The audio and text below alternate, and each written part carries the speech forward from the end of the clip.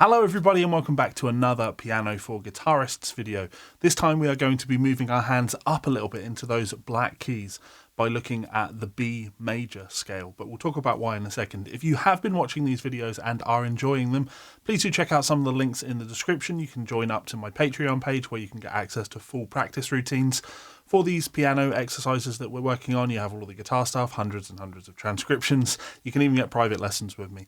If that doesn't suit, you can also check out the link to Piano where you can get a completely free 30-day trial, and that supports the channel. So sign up to that, it really does help. Anyway, so why are we looking at the key of B? A while back we looked at the key of C major. If you remember, the key of C major was all of our white keys on the piano. So why would we jump to B when I'm a big believer in using the circle of fifths for practice of scales? And that's absolutely true. In theory, we should go from C to F. But the reason I'm going to start with B is because some pianists, some teachers in the history of the piano consider B major to be the easiest key to play, which seems wild, right? It's got lots of black notes in there, right?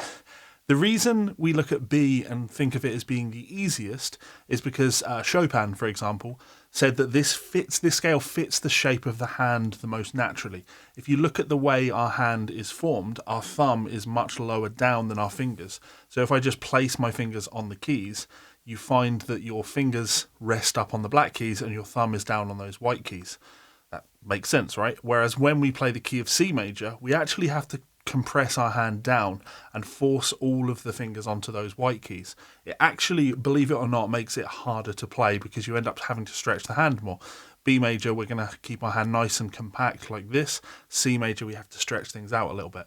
So focusing on B major is going to be very, very useful for us. Now, if you look at the notation on the far right of the screen, you're going to see I've put this in the key of B, and you can see there's a key signature there. We're not going to learn to read that here. I've talked about it in the past. If you can interpret that, fantastic. But if you count those sharps, you can see that there are 5 sharps there. Doesn't matter what they are at this stage. We'll talk about them in a second. But you can definitely see there are 5 sharps. And the key of B has 5 sharps in it. And you'll notice there are 5 black keys. So the key of B is going to contain all of our black keys. So let's take a look at it. B starts on, well, of course, the note B. I'm going to start on the B below middle C, like this. And we're going to play B, C sharp, D sharp. That's the first part of our scale. And what you'll find as you start learning more and more scales is you'll learn that every scale fits into a 3/4 pattern. There'll be a grouping of 3 notes and there'll be a grouping of 4 notes. The B major scale begins with this 3-note grouping. A white key followed by 2 black keys. So B, C sharp, D sharp. Then our thumb tucks underneath to come to the note E, B, C sharp, D sharp, and then we're going to have F sharp, G sharp, A sharp. So here's our second block, our 4-note block. E, F sharp, G sharp, A sharp. B, C sharp, D sharp, E, F sharp, G sharp, A sharp. And then we can use our pinky to hit that B. So what you can work on here is these little blocks. This is all our hand is having to play when we play B major.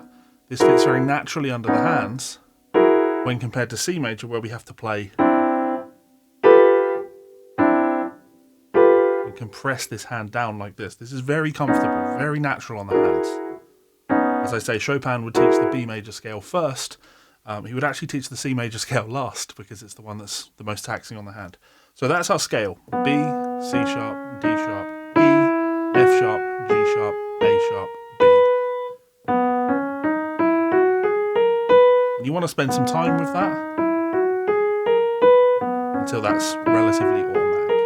And again, I'm not worrying about descending here. I just want to make sure I've got those blocks in my hand.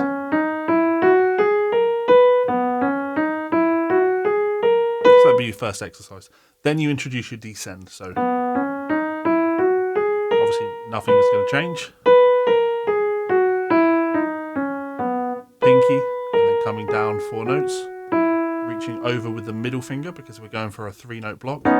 You wouldn't want to reach over with the ring finger because then what's this finger going to do? We don't want to do that. We don't want to play 4, 3, 2.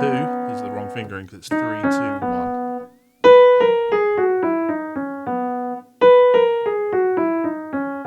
Now, if we want to play our scale ascending and descending, why not make it a little bit more interesting by using our left hand to play a B major chord, which we could do like this: B, D sharp, and F sharp. Now, of course, last week we were playing our major triads chromatically like this. So we know B major is this. If I play those notes and play my scale against it,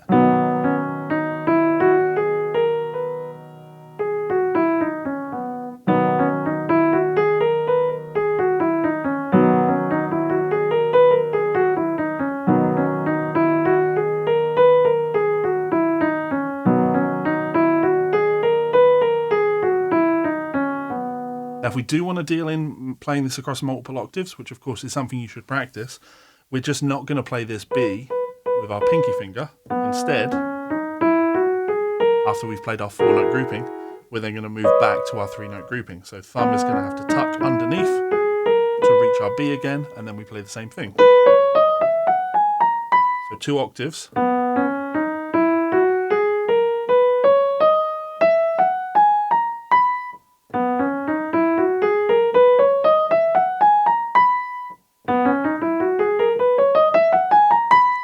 That's a scale fingering. You take your time with that.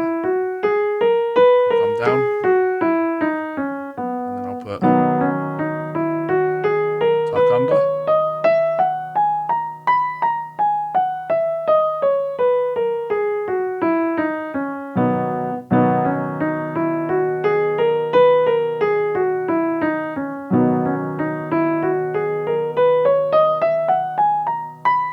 That's our B major scale. Now, as a final exercise, if you want to delve a little bit deeper into this, it is worth considering the left-hand fingering for this scale, because the nature of the piano is that we don't always play the same fingerings in both hands. The interesting thing about the left hand on the piano is it sometimes feels like a mirror of the right hand. It doesn't synchronize with the right hand. I mean, it does synchronize, but you're not playing the same fingers in the right hand. It's almost like a mirror version. So when I think of B major, I have this group of 3 and a group of 4. For the left hand, I have to think in reverse. I do have a group of 4 and a group of 3, but they're like this.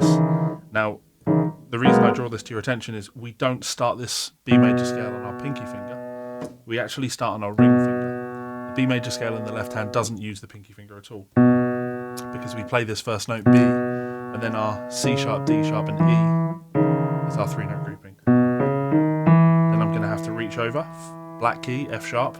I can see there's 3 of them, so I must use my ring finger in order to play that.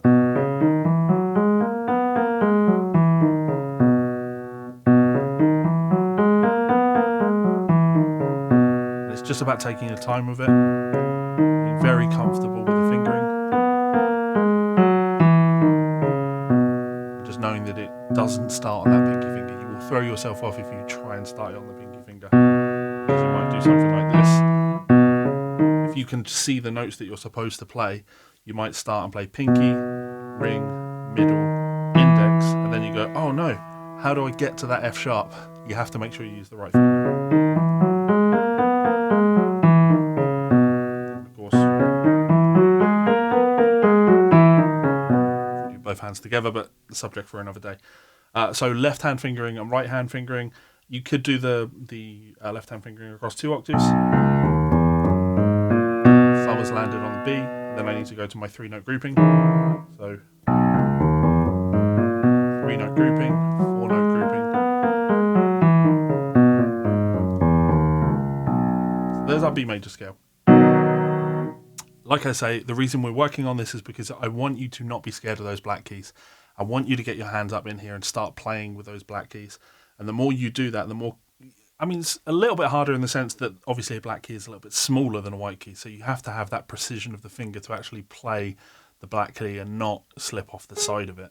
You don't want any of that. That is strong. I know where those notes are.